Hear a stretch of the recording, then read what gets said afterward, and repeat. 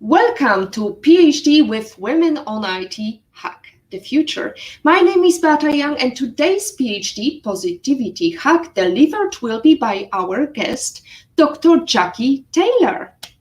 Let me remind you, this is a grass community that focuses on women on IT, an inclusive forum of women in technology, startups, and female leaders who are supported by men as well. And I bring heart to that hustle because empathy is my mojo. And empathy is critical when you are building and understanding empathy economy.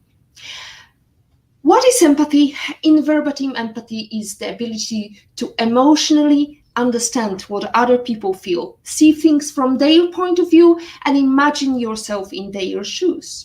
Upon seeing the title of today's episode, Understanding the Empathy Economy, you may ask, how is empathy related to business? What does it mean in the business world? What is an empathy economy? A survey shows that 91% of CEOs believe that a company's financial performance is tied to empathy in the workplace. According to them, empathy in the workplace can improve the productivity of the employees, ultimately leading to the company's success. In this episode, Dr. Jacqui, who is joining us in UK, I'm also in UK, she's the one of 20 most powerful UK entrepreneurs. In 2016, she pivoted her company, FlyingBinary, to meet the challenge of Brexit and the industrial Internet of Things, IIoT, with spectacular results. She was recognized as one of the 100 global leaders in 2019, top 10 global IoT innovators, and an independent industry analyst for IIoT. Her latest announcement is her 2-year appointment to the Open Standards Board of the UK Cabinet Office. Dr. Jacqui will share her expertise about empathy economy, among other topics that she specializes in. Let's start with the off-topic question. I remember you joined us last year. We talked about privacy, and just this year, I invited you within the Malta Business Network, and you said something that was really repeated by many people, including inside the Ice House when you did the interview. And you said, I don't just predict the future, I engineer it. And it's beautiful. Can you tell us what is your latest engineering topic you're doing? So thanks for having me back on the show, Beata. Always a pleasure. And hello, everybody. So I think the reality of if I bring together everything that Beata said, we have over 50% of the world that is doing what we do from a personal life, a business life. We're doing that work online. Now, back over 30 years ago, when Sir Tim Berners-Lee connected those two protocols in CERN and said "Hello World" with the World Wide Web, that was envisaged to be a space, and to use Tim's own words, envisaged to be a space where humanity connects with its own truth.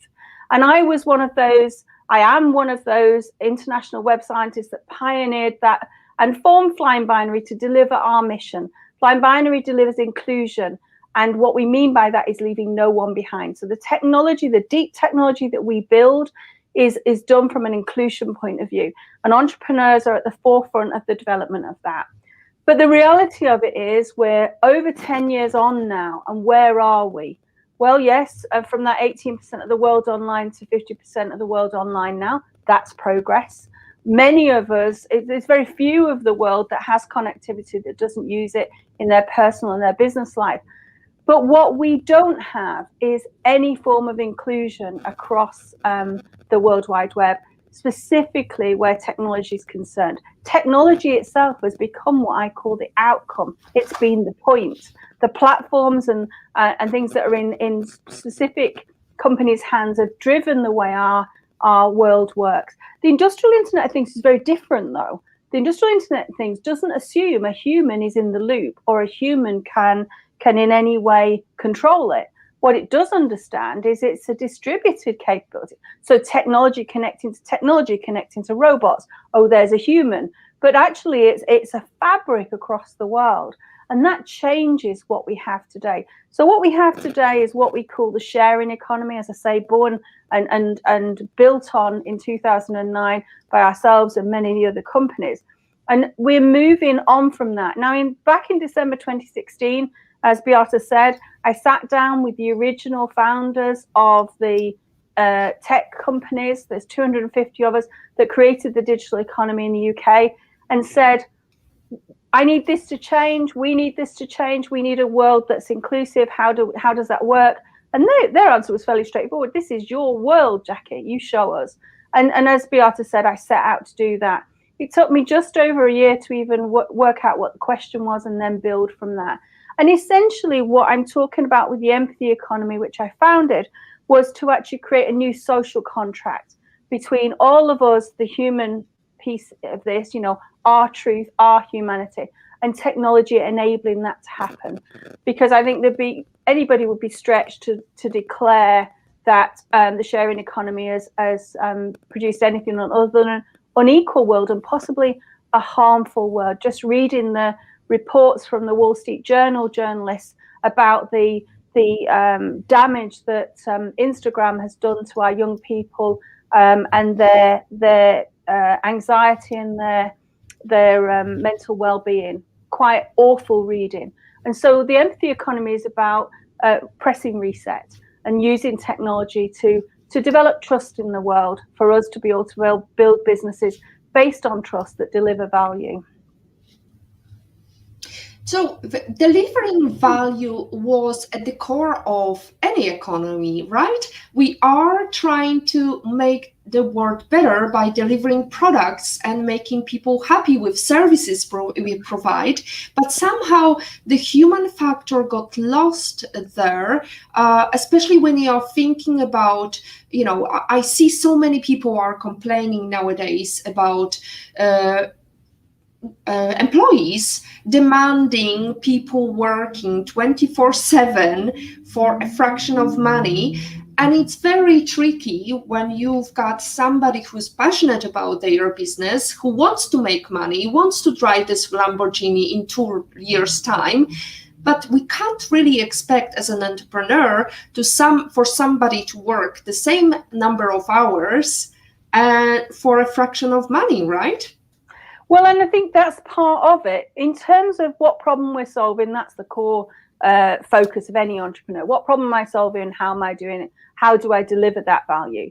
But the reality of it is, for us as founders, for us as entrepreneurs and our teams, that's our focus. That's what we get up in the morning to do. But what's our passion? We can't expect employees necessarily to share that passion unless we're not delivering brands and we're not delivering products. Obviously, that's what we're sending out into the world, or we're sending services out into the world. But what if what we're doing is actually delivering experiences? So if you look at the sharing economy, it's competitive. It's the dog-eat-dog world. If you look at the empathy economy, it's a partnership model from a business point of view. It actually is, it's about collaboration. And so what we do is we create experiences, we connect with people who believe in the same values we have. So I'm an expert advisor at the United Nations, and I'm supporting the 2030 plan to deliver climate change. So in my empathy economy ecosystem, I have a large amount of entrepreneurs who believe in creating businesses that don't cost us the earth, literally. So it's a completely different way of doing it. But what we've been driven by is the technology. The technology has the commercial model underpinning the sharing economy is it's a freemium model. Have this for free, at which point you're the product, you and your brand are your product, you and your products are the product, and you get this if you pay. And so we've created a groundswell of businesses across the world dependent on free product, which we don't own, which is being monetized. We're being monetized. And the situations you're talking about, Beata, actually demonstrate what that looks like. And that reading the Wall Street Journal this afternoon from reporters I know well, quite horrific to think that Instagram has hidden that research and the damage and the harm it's done and the lives of our young people that have been lost as a result of that sharing economy business model, and the fact that it was free and therefore there were no controls around it. So the social contract that we created with the sharing economy, we've got the results of that now. And there may be many of you listening saying, well, that's my world, I'm quite happy with that. And that's fine. I'm not saying the sharing economy dies necessarily, but for those of us who care about the impact we create, and we want that to be positive, we want to leave the world a better place, we want to connect with other organizations that are working to the same arena we do, like my case from a climate change point of view, then actually for us it matters. That is a cost too far of the entrepreneur piece. And when you bring employees around that model, there are many examples of companies around the world, but particularly in my arena of financial technology and fintech, where not all of the challenger banks that are changing our financial system are created equal, and how they treat their people is not created equal. So at the end of the day, we have to choose as founders whether we will drive with profit, and that's the sharing economy, or we will drive with profit which has a purpose, and that's the empathy economy. And it's that purpose piece that this reset is all about. It's the purpose. It's also the value.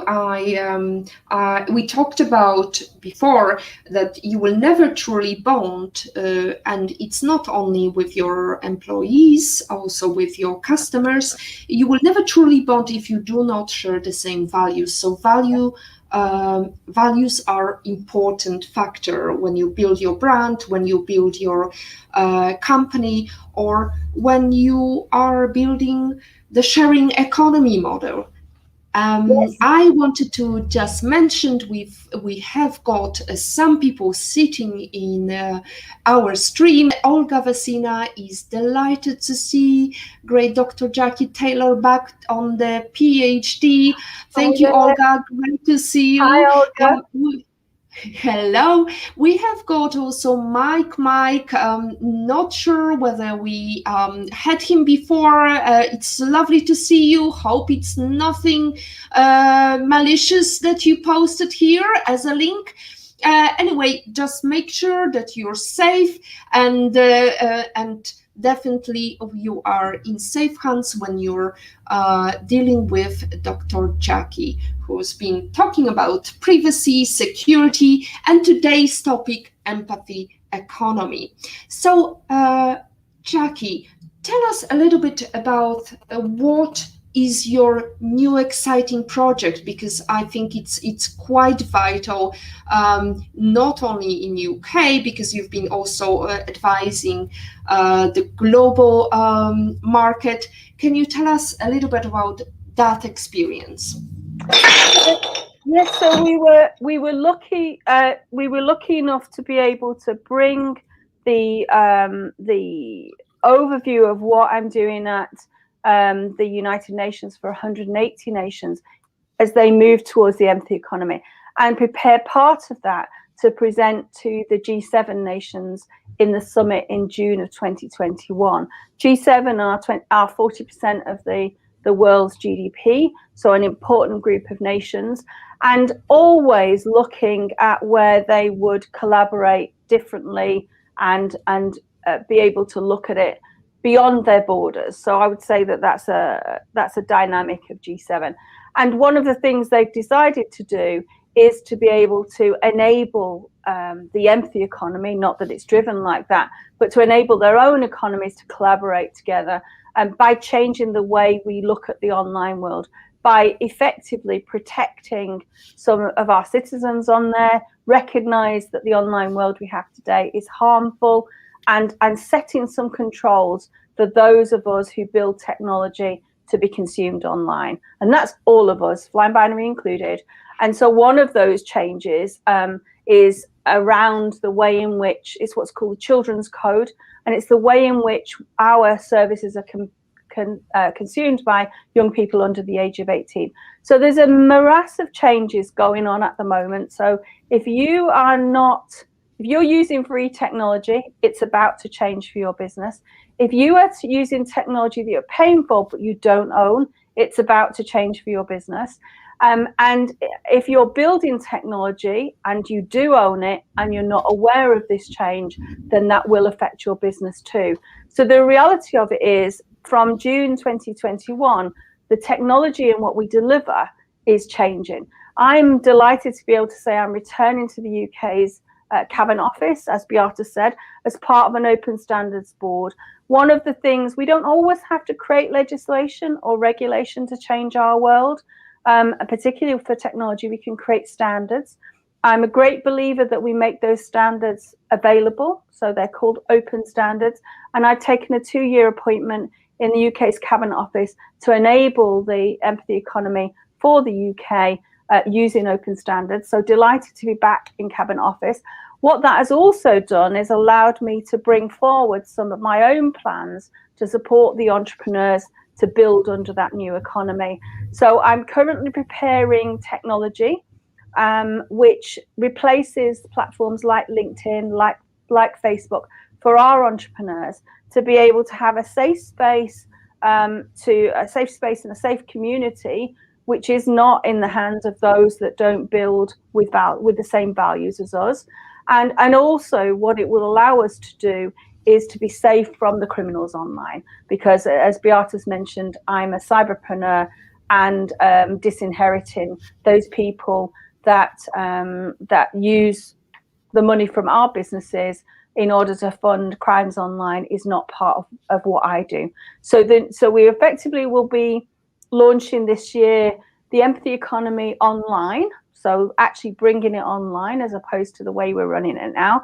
We'll be launching a unique membership offering. You'll get direct access to me, but you'll also get the UN's 2030 plan and the work that I've done there.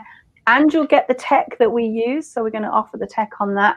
And essentially, you'll get access to me as this whole change across the world unfolds. And what entrepreneurs said to me this morning, because I did a town hall on this morning in Clubhouse, because that's part of the technology that we're using for this, is, so what does that actually mean? I said, well, welcome to 2024. November 2024 is when I expected to be making this change. But because the world is mobilizing around building this new social contract and is requiring technology to change, that's now. So welcome to November 2024.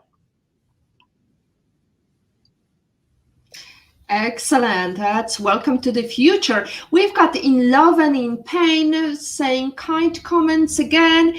Another interesting topic. Lovely to see you in love and in pain.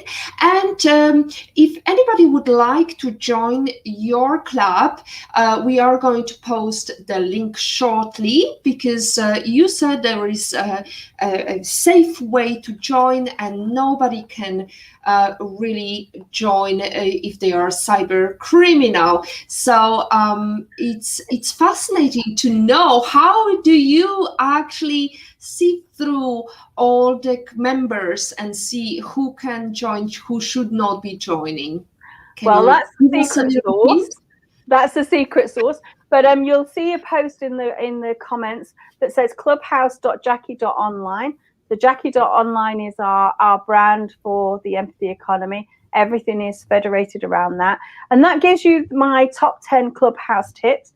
Clubhouse is technology that we're using to build the empathy economy as entrepreneurs. So you get access to that. It includes an invite to the empathy economy because you're part of Beata's audience, and therefore you're part, you're welcome to come to the empathy economy. But that will also give you access to all of the things that we're launching. So basically the resources we're making available, when the membership is available, the technology is available, basically you'll be inside the empathy economy. If you literally just type clubhouse.jacqui.online in your favorite browser, now I'm a cyberpreneur, so you know I'm going to say this, I would recommend Chrome. I would recommend an updated version of Chrome so that you're cyber safe.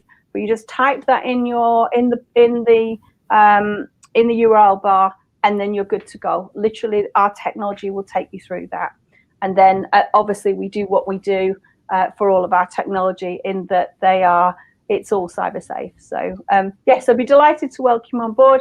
And you also get my top 10 Clubhouse tips to get growth for your current business.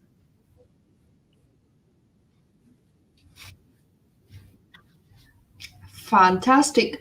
Thank you very much for that invitation, Dr. Jacqui.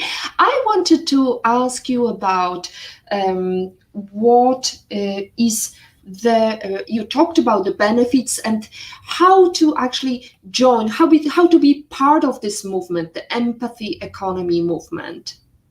Well, on that, once you type that URL into your search bar in whichever browser you use, you'll be stepped through the options, and you can select any, and get access to the Clubhouse top 10 tips, whether you accept the invitation to the empathy economy or not. And then you'll be given access to the various places where you can contribute and where you can connect. So that's all within that URL, clubhouse.jacqui.online. So is it like a monthly meeting, or is it? Can you tell us a little bit about this exciting project?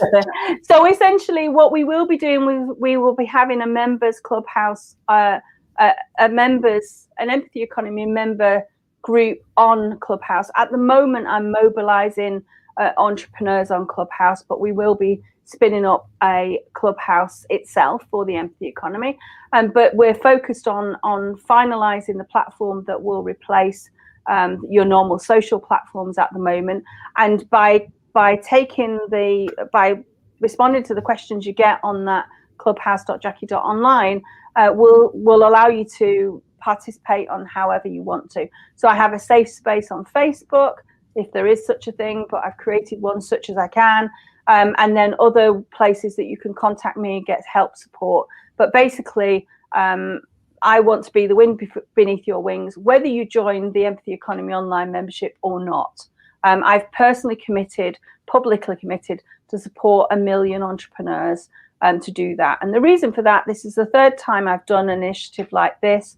First time, 5.6 million entrepreneurs came with me on that journey. The second time, 7 million. I know I only need to reach 1 million of you that share the values of, this change the social contract. An online business is built on trust in order to change the way the world works. Basically, because I've got the data. Fabulous. And Jacqui, I know you also have got a group on Facebook. Can you tell us a little bit about this fascinating group? Yeah, so you'll get, again, via the clubhouse.jacqui.online link, that'll take you through to that. You just need to click the Facebook icon and you'll get straight through to that. It's called the Empathy Economy Entrepreneurs. Essentially a small but mighty group that all have their own networks, all working towards this. I have a similar thing on most other platforms, but for now, Clubhouse and Facebook, for those who are not confident of using the Clubhouse platform, for now, the safe space on Facebook is as safe as I can make it. And essentially what we do is we support each other. And like today, my inbox has been inundated with the changes for the Apple devices and what that's all about, what they should do. Few people that have got themselves in a little bit of a muddle. So if you were already a part of the empathy economy on Facebook, you would be getting advice about how to take the next step on that so that you're safe with your Apple devices. And then there's a space, the Facebook group is a space where you can ask supplementary questions or get direct access to me if actually you need something more than I'm giving you. So you're never disconnected from me, and even on Facebook, which is not a space that I personally use other than to support entrepreneurs on Facebook. But all of those entrepreneurs have networks themselves, and then they take that advice and seed it to their networks. So again, it's a collaboration like the empathy economy itself. I know you're quite active also on LinkedIn, Jacqui, and I know that you're posting quite fascinating updates about cyber security, about economy. So if anybody would feel like they would like to have some mentorship, just like Kelly Howie told us, you do not have to join the network of this person. You can just follow them on any stream, any social media stream, and you can watch what this person is doing and be engaged in that way rather than disturb the busy life of entrepreneur like Jacqui Taylor, who's been engaged in many new exciting projects. Let's move on to the next question. Jacqui, what advice would you give to other females to help their career or start an entrepreneurial journey? And I'm asking you because just last month you were nominated as the female woman in tech, one of the 100 women in tech that were recognized. 50. Oh, 50 tech influencers, yes. So yeah, I think that I get this question a lot. For me, the future is female. So if you're a female entrepreneur, whether you've made a start or you haven't, you're part of a company that's sharing values like we're discussing here, then it's your future. Mainly because of the empathy that is driving that new future as we scale what we do online across the world, and also because values often are different, because we as women have to manage a number of things, not just our businesses, and so we're quite good at that. And networking for that collaboration I talked about in the empathy economy is really key. So what I say to people is there's a number of things you should do, and probably it's an hour on its own, Beata. So what I will say is, do not do whatever you do alone. Never do that. There is always a need for a sounding board. I've got my own mastermind group of 97 other female entrepreneurs, and we support one another. So if you haven't got one of those groups, find one, or come into the Empathy Economy Entrepreneurs on Facebook, which is where they currently are. It's not all of the ones in my mastermind, but some of them are in there, because we need support to do what we do. What we do is difficult, and good ideas come from everywhere. Often, many of the ideas I've had connecting with what I do have come from other people in those discussions. So make sure you're collaborating. And what I mean by that is there are 168 hours in a week. As an entrepreneur, there's absolutely no excuse in not taking 10 of those, spreading it across a week, however you do it, putting it all across a couple of days, however you do it, to make those connections and create those collaborations. And the reality of it is that might be a one-to-one, like I had late last night with an entrepreneur in the US who's moving the needle there, or it might be like I did this morning with this lunchtime UK time, a town hall on Clubhouse. But actually be out there talking to people, delivering value, but also have a group of people, as I do, who I call my mastermind, who know my business, know my goals, cheer me along, and are genuinely my cheerleaders. And if I need anything, I can reach out and they'll be there. So I think that we tend to attempt to bring all the facets of our lives together as female entrepreneurs, but our superpower is actually our power of collaboration and being able to get support for that. There's nothing better than you meeting a milestone or a goal in your business and having a group of people cheering you through there and high-fiving you at the end of that goal. So I think we don't do enough about reaching out and connecting, and I would certainly change that. That's something that I've always done, because I tend to take the view that I don't know everything, and there are loads of people that I'd like to get their view on it. Not because I want you to disappear around 40 people who don't agree, but just to sound check what you're all doing. That's what I do. I do that every week. There's no excuse. That's just the way I live my life.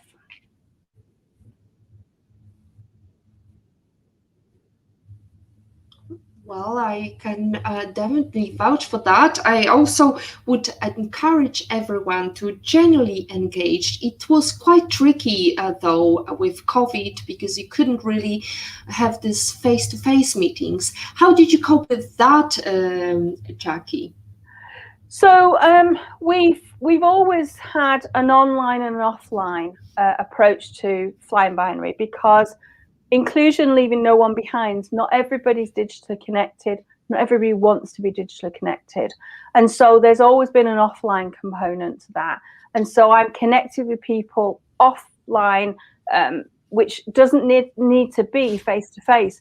And so essentially I have camera-free days, but we do the old-fashioned phone call, which seems to be very old hat these days, but we all love it. And we also have get-togethers to celebrate things, again, virtually. Usually that would be an on-camera thing. But we haven't actually, for all the work I'm doing across the world, I haven't actually had to go anywhere yet. My team travel off UK soil October. I moved back into the Middle East in January. But most of everything we've done, I formed the company in 2009 as a virtual-only company. So we've navigated this offline-online piece always. We work wherever we choose to in the world, what suits us, that suits our families. And so the reality of it is, for us, it's not been an adjustment, but I have done much more about supporting entrepreneurs I work with who perhaps weren't as familiar with that. And so I have 3 time zones I work through, and I have rotating time zones in my diary. But within each of those, that networking, collaboration, connecting with people is part of every single day, irrespective of the time zone. That's just part of how I live my life. So yeah, I'm quite organized is perhaps the other thing, but I have a lot of people helping me with that as well. Yes, definitely. You're very organized, and having 3 time zones is quite challenging. Definitely, I'm barely managing 2 time zones with our team working. Marianne and actually Armenia is tonight working on the production site in the Philippines, and I enjoyed beautiful meal thinking about them and about the time that I'm going to have that meal together with them. Again, this comes with empathy. As long as you're empathetic towards your team, you're going to be effectively working with your team. So, Dr. Jacqui, I wanted to ask you about the exciting projects. I know that you're juggling many hats, and you've been working on the cybersecurity side. We have got a couple of questions coming from yesterday's show, and I would like to you to address these. Okay. So Peter asked just last night when we talked about the blockchain, Patrick Young, who talked on his show called IPO Vid. You can check it later. Our production is going to add this a link to this stream. Question from Peter: any concerns on the security of blockchain in terms of cyber attacks and the integrity of the data used or held? Okay, well that's a definitely an hour's question, but what I'll try to do is boil that down. I have some concerns, top level concerns. Now I don't tend to talk about I don't tend to talk about blockchain. I talk about distributed ledger technology, because for me that technology enables a number of things to do. One of the things it enables is blockchain itself. As somebody that has founded the empathy economy, which is driving technology change towards addressing the climate issues, that's my biggest problem with distributed ledger technology. It is currently costing us the earth, and we cannot do that. It's not the only thing that we need to deal with, but when it's a technology that's actually driving poor environmental practice, then I do have a problem with that. In terms of cyber attacks, the other piece of this is the whole ransomware issue across the world. So that's, from a cyber point of view, that's our worst nightmare. We have an overwhelming problem across the world, and often the money is shifted using distributed ledger technology as well. So I've got a whole pile of work around that arena to say, what do we do about that? I think that doesn't just, it's not a cyber concern about, say, blockchain itself, but it's a concern that the use of that to move money to criminal activities across the world is a concern. And I'm being very generalistic here because we haven't got time to go into this in some detail. But the other part of this that is a real issue is around what I would call the critical national infrastructure for all of our nations. Now, I did an assessment on that for the G20 nations in February 2020, and that is a genuine concern, and how the distributed ledger technology is being used around the critical national infrastructure, because that in itself is its own problem. The integrity of the data use, I mean, not all distributed ledger technologies are the same, is what I would say there. And obviously, Litecoin and everything that's happened in the last couple of days with the whole Walmart press release shows us how volatile it is in terms of what it does. It has its place, I'm sure. As you probably all know, most of the G20 nations are either raising their own cryptocurrency or navigating it in terms of making it into the regulated space. So it still is in its infancy, in my view. I don't believe we have the distributed ledger technology we need yet. I don't believe that's been built because it has to deliver, for me, and I don't invest in it, I don't build on it, because it has to deliver what we need for the planet, what we need for us, and it must not enable the criminal networks, which it does currently. So there's a whole series of things there, Peter, which I'm trying to unpack, but it's often a philosophical question in terms of values, but then the principles that you do to drive your own business. And so I would never give somebody advice on buying into that ecosystem, because I personally haven't done it myself, and I've got a bunch of reasons why I wouldn't. But we still have to navigate this, and currently the criminal activity across the world is the one sector that's making the most of this technology, and that can't be the way it continues. So definitely we can say, Dr. Jacqui, you would agree that it needs to be part of empathy economy to be really effective. Yes. And also the whole ownership, it's not just integrity of the data, it's the whole value chain around the way, instead of saying distributed ledger technology, I'm just going to say DLT is actually put in there. So from a financial services point of view, I work on global reconciliation, Nostos reconciliation, the global treasury positions. And so I look at it in terms of its impact across the world, and we need to have negotiated a better place. But then, regulators, central banks are on the case with this, and I believe that we will get to a place where it becomes part of our financial economy, but in a way that doesn't, as I say, cost the earth or drive criminal activity, which currently it does. So another question that is quite similar, this is a question from Romilly. With ransomware attacks on the rise, one aspect that effective blockchain technology can bring is cybersecurity to ensure the integrity of a message or data.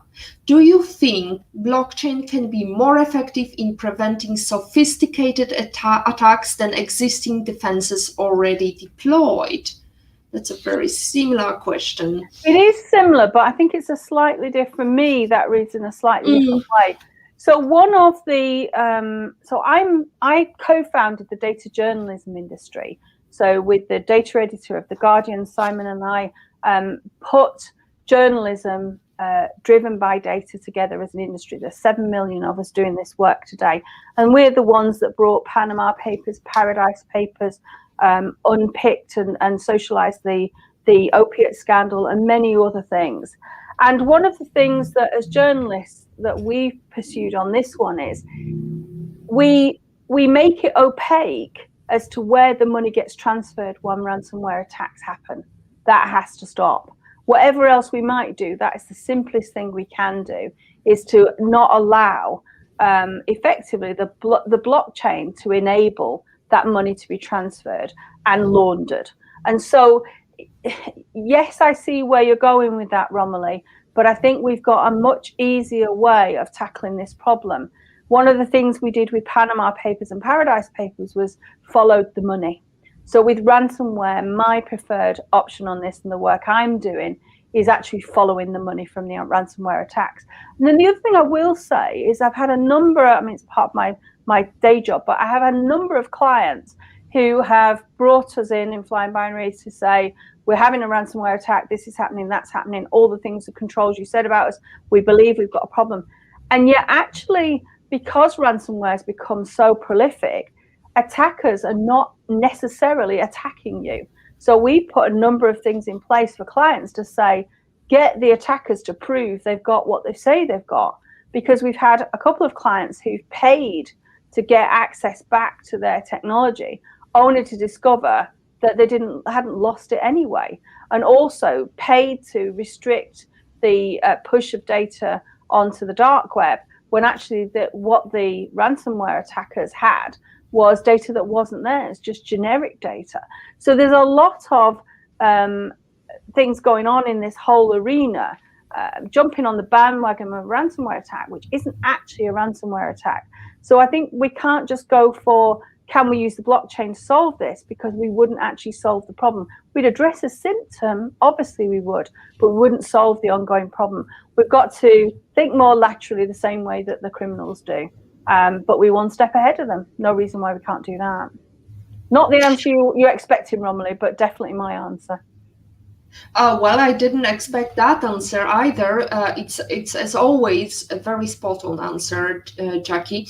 I wanted to also reflect on what you said during the last interview I did with Malta Business Network, and you said, and I wonder whether it applies to empathy economy, to entrepreneurs, a cloud-first strategy is a must. Can you tell us a little bit about why you feel it's vital?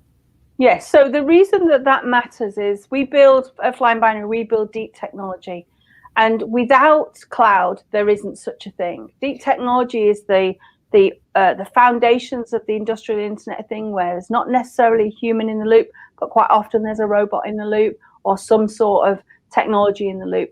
And so deep tech requires cloud. It's just, and people say, well, what will that mean to me? And I say to CXOs, are you planning on having artificial intelligence move the needle for what you do for your customers? Are you planning to get better at things with AI? And they say, yes, you need cloud then. So that's the only way it'll work, because of the way in which the deep tech works. It consumes resources. It has to be able to do, without getting too technical, what we call burst capabilities. I need it to escalate my resources. I need to close them down. And deep tech works and assumes that that's what it's got its hands on. And so no cloud, no AI is what I'm quite famous for saying that in boardrooms. And that usually opens up the discussion of to why they have a problem with cloud. And on average, across the world's economies, on average, and it's much worse in some, around 20% of the technology we have sat in our nation states is debt. It's technical debt that hasn't been shifted, that can't be used to take the deep tech forward and our new technology changes we need to make. And that's because they can't get from where they are to cloud. And that costs them every single day, every single year. And that money can be better spent. And on average, they're paying 90% more for their technology than they need to. If they were to move into our cloud world, they effectively, the return on investments we've had, because whatever you do with your technology, with your offering for clients, if you can demonstrate positive profit and loss, positive P&L, if nobody else listens, the CFO, the Chief Financial Officer, will listen, because demonstrating positive P&L as a return on an investment for what you're suggesting is the best way of getting in a boardroom and getting an order. And we've had a 2 times multiplier for everything we've ever done. That's the worst. So you always get your investment plus that back again. And then the best one we've had where we've taken clients on that journey, that industrial Internet of Things journey, is 60 times return on investment. There isn't a board I know that would turn that offer down. Well, tech is the driver for all organizations now. We need all our networks to be prepared, including the empathy economy. Wouldn't you say so? Yeah, absolutely. Except it's different tech. So one of the things that we will do for the Empathy Economy membership online is give those entrepreneurs access to FlyingBinary tech, because we don't expect anybody to have to build it. Why would you do that? We've done that. So at the moment, my team are looking into how our community platform that we'll use for the Empathy Economy membership, making that available to everybody that joins us on this Empathy Economy journey, so they can put their communities on a new basis of trust, and they can build their businesses and grow their businesses using that Empathy Economy technology. So we call it Get the Tech for the members. And again, if you take the clubhouse.jacqui.online and go through that, you'll get access to effectively all the announcements that are based on that, because we do have to change from sharing economy tech to empathy economy tech, and we'll give you access to that as part of the change that we're making. That's exciting, Dr. Jacqui. We've got 9 minutes left to the end of the show. Last time we talked, you gave the interview over a year ago. I was very sorry to hear that we got cut, our connection got cut, and I couldn't ask you the very vital questions, and it's time to address these. So let's start with the number one book you can sit and think, oh, I wish I could read it before I started my career. Well, this is really very, very hard to know what that is. And I have a list of 27. Oh my goodness. That are, when you've read these, come talk to me, and they're not the Empathy Economy reading list. So the reality of it is I think there's one for me to do what I've done, but I'm not sure there's one for everybody. Let me just get my list, because I have it here, because I have it everywhere with me.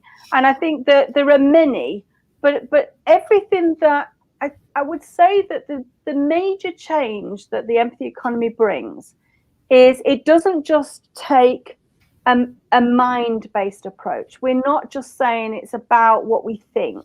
Of course, it's about what we think, but it's about how we look after ourselves as entrepreneurs. So it's about our bodies, about our minds. It's actually about our spirit as well. So it's a mind, body, spirit piece, not in a spiritualist way.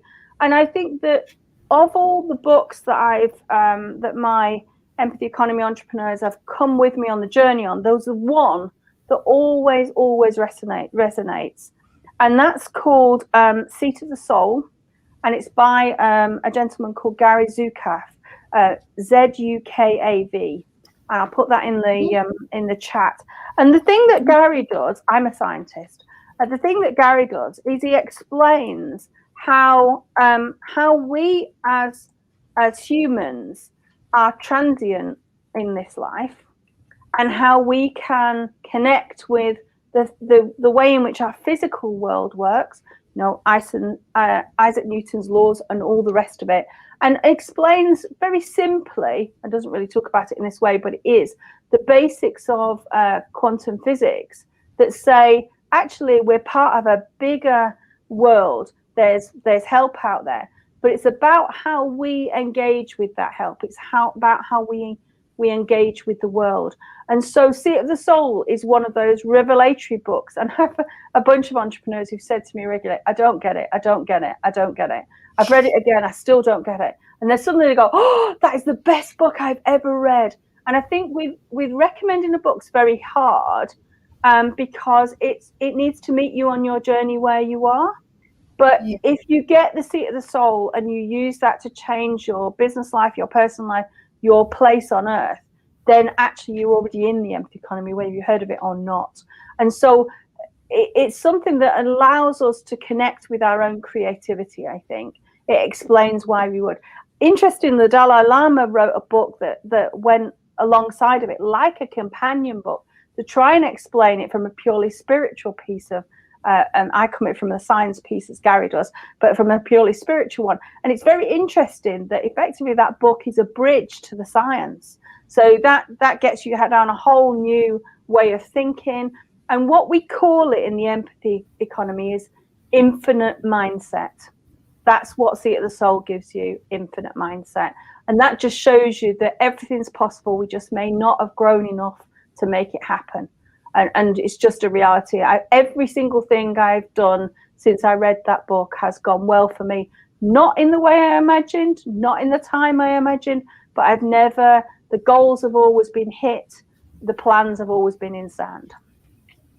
I love it. That's beautiful, Jacqui. I'm so happy that we're going to meet on Friday because we are talking about networking and meeting exciting people and meeting at exciting places. I'm so happy to be back in London after this lockdown and so on. And I actually took a picture today. Creativity is in all of us, and all these inspiring mottos written over the walls of London, and going in, passing it while traveling, reading books, magazines.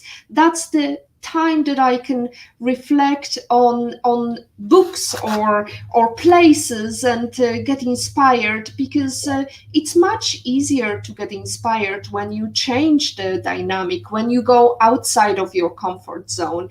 So Dr. Jacqui, I'm sorry to keep you waiting. It's almost end of our show. We've been talking about exciting project empathy economy, but I would like to go back to your favorite life lesson quote. Can you share how that was relevant to you in your life?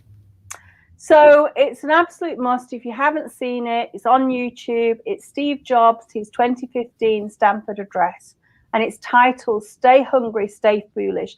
Every time I tell entrepreneurs about this, I get goosebumps because it's so perfect for us and the lives we lead.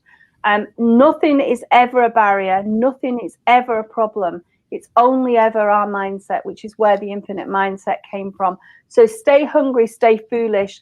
Literally, you're just a tiny time away from making the change that the world needs to see, for the world we all want to live in. So that's the motto I live by. And if ever things get difficult, like they do in some of my counterterrorism activities, in terms of picking up the pieces after that, I always go back to that. Stay hungry, stay foolish. And of course, the man himself who lived that life, and he's as an entrepreneur, is an icon for us all. Oh, absolutely. Stanford address. I'm sorry for a little typo. So let's go back to our favorite question about the private breakfast. Let's imagine the pandemic is over and you could choose any person in the world and go anywhere in the world. Who would you choose to have a private breakfast with, and where? So I wouldn't choose to have a private breakfast because that's just not what we do in the empathy economy. I thought about all the people I'd like to have breakfast with and thought, I could probably just give them a call or ask them. So who could I not call or ask to have breakfast with? Who would I need help to get breakfast with?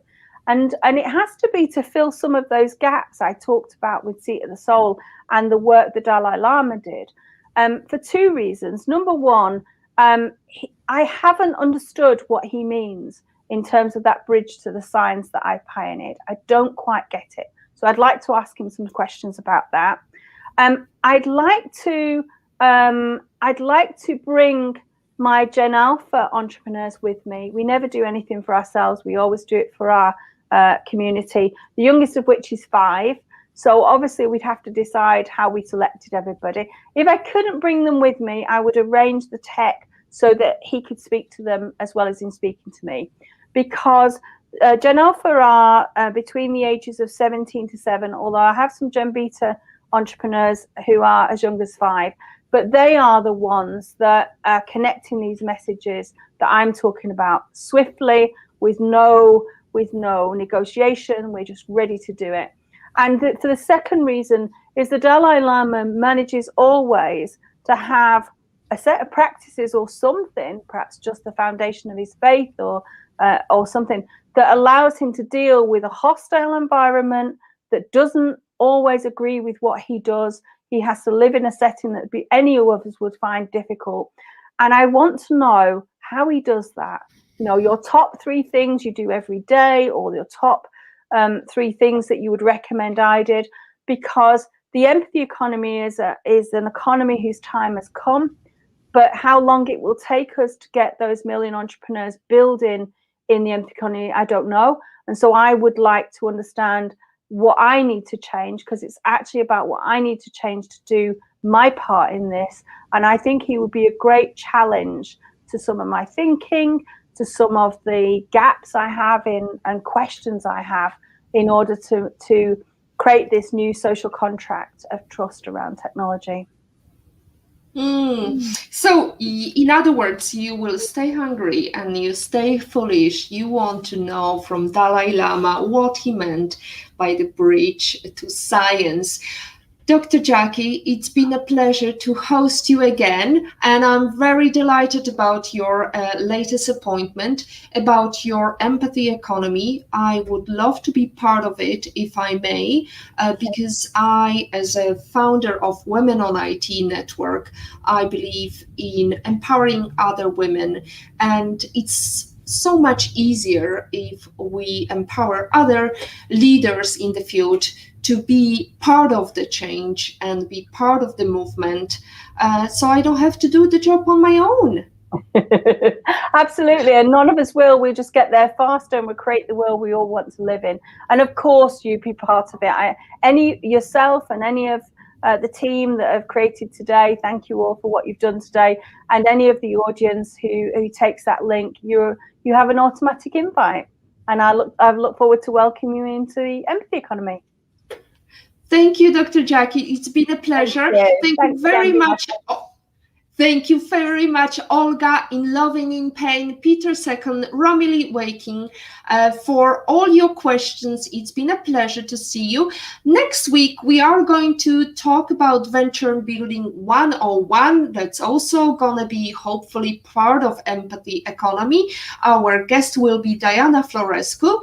And I wanted to remind you that when you focus on the positives get more positive. As always, our positivity quote comes from positive thinking only and goes, look for something positive in each day, even if in some days you have to look a little harder. Stay hungry, stay foolish. Today is your day to hack the future. Hack the positivity you want.